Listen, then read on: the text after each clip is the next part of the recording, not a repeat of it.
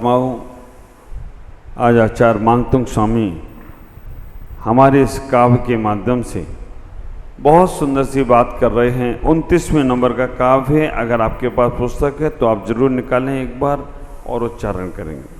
सिंहासने मणिमयूख शिखा विचित्रे, सिंहासने मणिमयूख शिखा विचित्रे, विभ्राजते तव वपो कनिका विदातम्, विभ्राजते तव वपो कनिका विदातम्, बिम्बं वियद्विलसन्दुसलतावितानाम्, बिम्बं वियद्विलसदंसुलतावितानम्, तुङ्गोदयाद्रिशिरसीविसहस्ररश्मि, तुङ्गोदयाद्रिशिरसीविसहस्ररश्मि। नाना रत्नों से शोभित है सुंदर तेरा सिंहासन, स्वर्ण कांति में चमचम करता जिस पर तेरा निर्मल तन, उदयाचल पर्वत के ऊपर किरण के शोभित होता, अपनी किरणों को फैलाकर सारे जग का तम हरता। आचार्य मांगतुंग स्वामी यहाँ पर कहने का प्रयास कर रहे हैं, हे भगवान, वो सिंहासन जहाँ आप विराजमान हैं, सिंहासनी मणिमयों के विचित्र, वो बहुत सुंदर है। उस सिंहासन को विचित्र विचित्र मणियों से, विचित्र विचित्र सुंदरताओं से सजाया गया है और वो सूर्य का जैसे प्रकाश बढ़ता है ऐसे वो सिंहासन का प्रभाव पड़ने लगता है। हे भगवान, वो सिंहासन बहुत सुंदर है, उसका प्रभाव बढ़ता है और 3 लोकों तक उसका प्रभाव जाता है। ख्याल करना, सिंहासन की बात आ रही है और सिंहासन के लिए यहाँ पर आचार्य मांगतुंग स्वामी कह रहे हैं कि भगवान, वो सिंहासन तो राजा भोज के पास भी है, वो सिंहासन तो घर वालों के पास भी है, वो सिंहासन तो सबके पास है जहाँ पर लोग बनाकर बैठ जाते हैं। लेकिन यहाँ वो सिंहासन की बात नहीं कर रहे हैं, यहाँ पर कर रहे हैं अपने सिंह जैसे आसन की बात। हे भगवान, आपका जो आसन है वो सिंह जैसा आसन है। शेर एक बार जहां बैठ जाता है ना, तो वहां आसपास कोई फटकता नहीं है। ख्याल करना, सिंह जैसा आसन है भगवान आपका। आप जहां बैठ जाते हो तो आसपास कोई कर्म फटकते नहीं है। ऐसा आचार्य मांगतुंग स्वामी यहां कहना चाहते हैं। लेकिन मेरा सोच इसमें यह है, सिंहासन का मतलब है आपका शासन। ख्याल करना, सिंहासन का मतलब है आपका शासन। भगवान, ये सिंहासन तो लकड़ी का, सोने का, चांदी का, मणियों का और पता नहीं हीरे पन्ने जवाहरातों का, ये तो सामान से भी कोई बना लेगा और सामान से भी बनाकर वो सब कोई अपने सिंहासन पे बैठ जाया करता है। लेकिन सिंहासन का मतलब है सही मायने में देखा जाए तो शासन। हे भगवान, आपका शासन तीनों लोक में चलता है, इसलिए आपका ये सिंहासन आपसे सुशोभित हो जाया करता है, आपकी शोभा से बढ़ जाया करता है। विचार करके रखना, जिसका शासन सम्यक है उसका ही सिंहासन सम्यक है, और जो शासन नहीं करना जानता वो सिंहासन पे बैठ के भी कुछ नहीं कर सकता। आपका शासन अगर आपके घर पर चलता है तो आप अपने सिंहासन पे बैठे हो। आपका शासन आपके परिवार में चलता है तो आप सिंहासन पे बैठे हो। आपका शासन आपकी समाज पे चलता है तो आप सिंहासन पे बैठे हो। आपका शासन देश में चलता है तो आप सिंहासन पे बैठे हो। आपका शासन आपका अपने ऊपर चलता है तो आप सिंहासन पे बैठे हो। अगर आपका शासन कहीं नहीं चलता है तो कितने भी बड़े बड़े सिंहासन बना लो, कोई फायदा नहीं। यहाँ पर आचार्य मांगतुंग स्वामी कह रहे, भगवान आपका शासन जयवंत है और आपका ऐसा शासन जयवंत है जो हर तीनों लोक में आपके ही नाम की तूती बज रही है। नरक में भी जाए, कोई आपकी चर्चा बता दे तो उस व्यक्ति को सम्यक की प्राप्ति हो जाती है। तिर्यंच भी व्यक्ति अगर आपकी वाणी का श्रवण कर लेता है तो उसको भी सम्यक की प्राप्ति हो जाती है, और मानुष और देव तो आपकी जय जयकार करते ही करते हैं। ख्याल करना, अगर आपका शासन सम्यक है तो ही आपका सिंहासन सुरक्षित है, और आपका शासन ही सम्यक नहीं है। क्या हुआ बांग्लादेश में? शासन हिला दिया लोगों ने।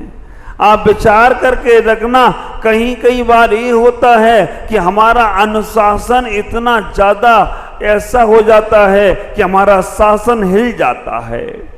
मैं आपसे कहना चाहता हूं, आप अपने जीवन में पैसा कमा पाओ या ना कमा पाओ, धन वैभव बढ़ा पाओ या ना बढ़ा पाओ, दुनिया में तुम्हारी पहचान बन पाए या ना बन पाए, लेकिन आपकी इज्जत कमाने में आप अग्रणी रहना। अगर तुम्हारी इज्जत है, तुम्हारा व्यवहार अच्छा है, तो तुम्हारा शासन सबके दिलो दिमाग में बैठेगा, और तुम्हारे पास पैसा है, पैसा का घमंड सर पे चढ़ के बोलता है, लेकिन किस काम का वो पैसा? ख्याल करके रखना, किस काम का वो सिंहासन? तुम्हारा नौकर ही तुम्हारी बात नहीं मानता तो काहे का तुम्हारा सिंहासन? नौकर ही तुम्हारे सिंहासन को हिला दे रहा है, तुम्हारे परिवार का, तुम्हारे घर का। आप विचार करके रखना, हमने पैसों से सिंहासन बना लिया, कोई बहुत बड़ी बात नहीं है, लेकिन एक बार इज्जत का सिंहासन बना लो, एक बार श्रद्धाओं का सिंहासन बना लो, एक बार आदर और सत्कार का सिंहासन बना लो। मुझे मालूम है इस देश में ऐसे ऐसे लोग पड़े हैं जिनके पास पैसों की कमी नहीं, वैभव की कमी नहीं, जिनके पास घर में खाने पीने को संतान भी नहीं है, लेकिन फिर भी उनका शासन थोड़े समय तक चलता है, उसके बाद उनका सिंहासन भी हिल जाता है। और ऐसे ऐसे लोग भी हैं जिन्होंने अपने जीवन में कुछ और ना किया हो, लेकिन इज्जत कमाई है। जब जाते हैं लोग उन्हें आदर देते हैं, लोग उन्हें सम्मान देते हैं, लोग उन्हें प्यार देते हैं, लोग उन्हें सब कुछ देने का प्रयास करते हैं। मैं कहता हूं ऐसे लोग शासनपति अगर हो जाएं और सिंहासनपति हो जाएं तो कोई आश्चर्य की बात नहीं होगी, अगर जिनको सब लोग आदर सत्कार देने लगे। सिंहासन था विक्रमादित्य का, आप विचार करके रखना, सिंहासन था विक्रमादित्य का। विक्रमादित्य अपने सिंहासन पे बैठते थे तो उनके मुख से जो कुछ भी निकलता था देव वाणी निकलती थी, दूत वाणी की निकलती थी, और वो वाणी सत्य होती थी। सीरियल देखा होगा आपने विक्रमादित्य का, बेताल और विक्रमादित्य का सिंहासन। अपनी उसने विक्रमादित्य ने अपनी मौत भी स्वीकार कर ली, लेकिन सत्य ही बोला। उसने कहा मैं कभी झूठ नहीं। आपने कहानी सुनी होगी टीवी पे, हम जब घर में थे तब देखते थे, विक्रम विक्रम विक्रम, बेताल बेताल बेताल।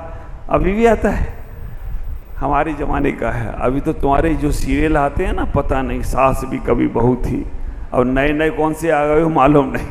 हमारे जमाने में चलता था बैरिस्टर रजनी, हाँ, 1 2 3 4 चारों मिलके चलें तो कर दें कमाल। हाँ, बाबा जी का वाइफ को, हाँ, रविवार को छुट्टी मिलती थी और पूरा सुबह से शाम उसी में लगे रहते थे। विचार करना, उसमें तत्व मिलता था। विक्रम बेताल की कहानियां आज भी चलती हैं, और आज विक्रम बेताल का सिंहासन आज भी सुरक्षित है। कहते हैं वो सिंहासन एक बार जब राज खत्म हो गया, एक खेत में वो सिंहासन पड़ा था, और वो खेत में मिट्टी चढ़ गई। वो खेत में वो सिंहासन नीचे मिट्टी से दब गया। खेत का किसान जब उस सिंहासन, उस मिट्टी के ढेर पे बैठता था तो उसकी बुद्धि बिल्कुल राजा जैसी हो जाती थी। वो न्याय प्रिय हो जाता था, और न्याय प्रिय होकर न्याय की बात करने लगता था। उसको समझ में नहीं आया कि ये क्यों हो रहा है, और ख्याल करके रखना, जब वो टीला खोदा गया तो देखा गया कि विक्रमादित्य का सिंहासन उसके नीचे था। सिंहासन वही है जहां पर बैठकर लोग सत्य को ज्ञान दे सकें, सही बात कर सकें। आपका सिंहासन ये बहुत कमजोर बात है कि हम लकड़ी के सिंहासन पे बैठ जाएं तो हम सिंहासनपति हो जाएं, नहीं। अगर तुम्हारे अंदर सही और गलत का निर्णय करने की क्षमता है, अगर तुम्हारे अंदर पक्षपात नहीं है, तुम्हारे अंदर ऊंच नीच का भेद नहीं है, तुम्हारे अंदर अपने और पराये का भेद नहीं है, तुम्हारे अंदर बाहर और अंदर की प्रवृत्ति में समझने का एक विचार दरिया है, तो समझ कर ना तुम्हारा सिंहासन पे बैठकर बहुत सिंहासन पे बैठना उचित है। ख्याल करके रखना, क्रोध मान माया लोभ की प्रवृत्ति तुम्हारे अंदर चल रही है तो भले ही आप किसी बड़े सिंहासन पे बैठ जाओ, लेकिन आप संसारिक ही रह जाओगे। आचार्यों ने इस बात को हमारे ग्रंथों में कह दिया। रतनकांत साबकाचार्य जैसे ग्रंथों में कहते हैं, ग्रस्तो मोक्ष मार्गस्तो निर्मोही मोही ने मुनि। अगर कोई ग्रस्त निर्मोही है, काम क्रोध मान माया लोभ से ऊपर उठ गया है, तो मुनि से श्रेष्ठ है।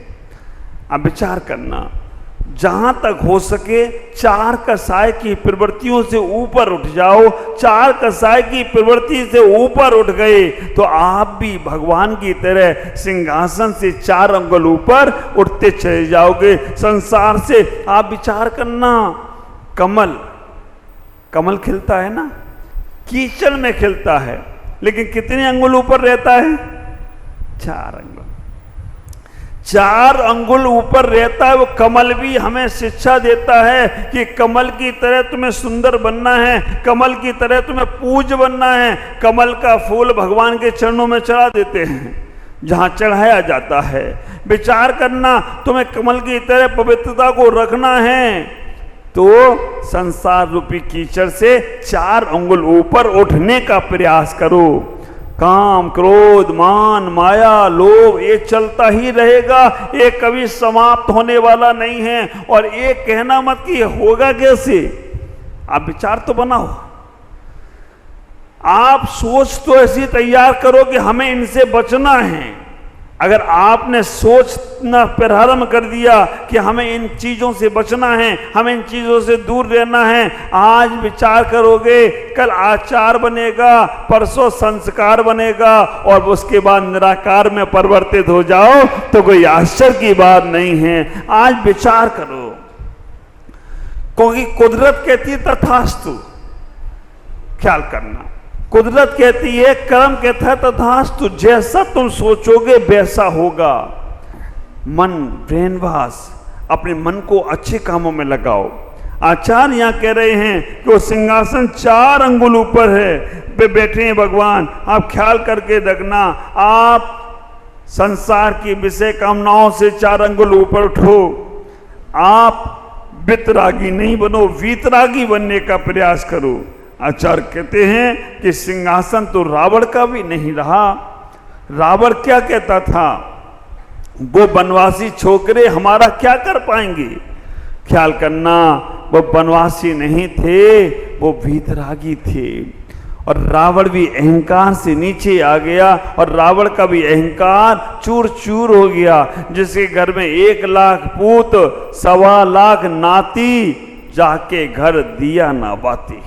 ख्याल करना, अहंकार के सिंहासन से नीचे उतरो। अगर आपके अंदर किसी प्रकार का अहम भाव है कि आई एम समथिंग, मैं कुछ हूं, तो समझ के रखना तुम कुछ भी नहीं हो। नथिंग बनो, एवरीथिंग नहीं। नथिंग बनने वाला एवरीथिंग को पार कर जाता है, और जो एवरीथिंग बनने का कोशिश करता है वो नथिंग में मिल जाता है। और कहने का प्रयास कर रहे हैं कि आप अपने जीवन को पुण्य से बढ़ाने का प्रयास करो। ख्याल करना, अगर तुम्हारे जीवन में बहुत कुछ है और बहुत कुछ होने के बाद अगर आपके पास आपका इज्जत नहीं है, आपका आदर सत्कार नहीं है, तो आपके पास कुछ भी नहीं है। आचार्य सिंहासन की बात करते हुए एक छोटा सा उदाहरण देते हैं। आदमी सोचता है सब पे मेरा शासन चल जाए, सब पे मेरा शासन चल जाए। जिसका अपने आप पर ही शासन नहीं है उसका दूसरे पे कभी शासन चलता नहीं है। पहले निज पर अनुशासन, फिर पर शासन। पहले अपने आप को इतना मजबूत करने का प्रयास करो, आपका मन स्थिर हो जाए, आपका वचन स्थिर हो जाए, आपकी काय स्थिर हो जाए, तो समझ के रखना सब पर आपका शासन चलना प्रारंभ हो जाएगा। एक राजा ने एक संत से, एक भगवान से प्रार्थना की, हे भगवान मुझे ऐसा आशीर्वाद दो जिससे मेरे पास सब पे शासन करने की ताकत आ जाए। ख्याल करके रखना सब पे शासन करने की, मेरे पास इतना सारा सोना होना चाहिए कि हम सब पे शासन कर सकें। ख्याल करना। संत ने कहा ठीक है। उसने कहा मुझे ऐसा आशीर्वाद दे दो मैं जिसको हाथ लगाऊं वो सोने का हो जाए। कहानी सुनी होगी शायद, जिस पे हाथ लगाऊं वो सोने को हो जाए। संत ने पूछ लिया भाई पक्का है ना, परेशानी तो नहीं होगी? आप ख्याल करना, भगवान से कभी कभी वरदान मांगने जाते हो तो कई बार ऐसी गलत चीजें मांग लेते हो कि बाद में तुम्हें परेशानी होती है। एक आदमी गया भगवान से जाकर बोला भगवान मुझे आशीर्वाद दो, आशीर्वाद दो भगवान, मेरे पास बहुत बड़ी गाड़ी हो और बगल में पैसों का थैला हो। बहुत बड़ी गाड़ी और पैसों का थैला। भगवान ने कहा तथास्तु। उसे ये गाड़ी का कंडक्टर बना दिया। गाड़ी भी बड़ी थी और बगल में पैसे का थैला, कंडक्टर बन गया वो। अब विचार करके रखना, भगवान ने तो कोई जाती नहीं कि उसने मांगा था बड़ी सी गाड़ी हो, बगल में पैसे का थैला, कंडक्टर हो गया। उसने कहा गड़बड़ हो गई। दूसरा आदमी चला गया, उसने कहा भगवान ऐसा कोई हमें आशीर्वाद दो काम दूसरे करें, पैसा हमें मिले। बात तो गजब, आदमी का दिमाग तो दिमाग, काम दूसरे करें पैसा हमें मिले। मालूम उसे शौचालय का मैनेजर बना दिया। शौचालय का मैनेजर बैठा रहता दिन भर, आदमी आता है शुद्धि करता है, पैसे उधर से जाता है। तो भगवान से मांगते समय भी विचार करना कि क्या मांग रहे हो। उसने वरदान मांग लिया कि जिसको हाथ लगाऊं सोने का हो जाए, ठीक है। घर गया, बेटी को कहा बेटी आज मुझे ऐसा वरदान मिला है कि जिसको हाथ लगाऊं सोने का। बेटी ने कहा बच्चों ये अभी हमको हाथ लगाए तो मैं सोने की हो जाऊंगी। बेटी का पिताजी दूर, मेरे पास आना मत। उसने कहा बेटा पानी पिला दो। पानी का गिलास आया वो सोने का, पानी हाथ लगाया पानी सोने का।